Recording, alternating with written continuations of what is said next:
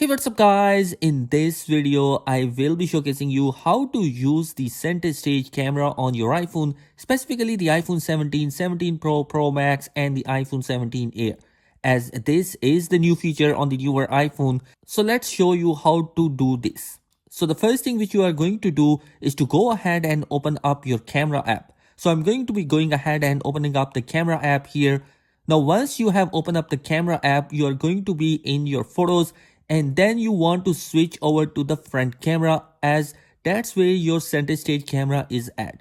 So I'm going to go ahead and switch it by clicking on this right here. And now I have switched over. And now in order to use the center stage, you are going to see the icon right here. That's the center stage one. So if I tap on that, as you can see here, it has now turned on the center stage one.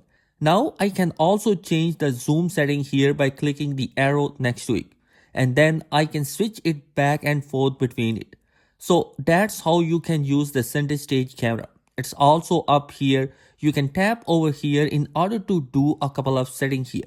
You can have auto zoom and auto rotate if you like. By default, you will see an auto zoom is turned on, but auto rotate is turned off. So if I wanted to select, you can also do that as well.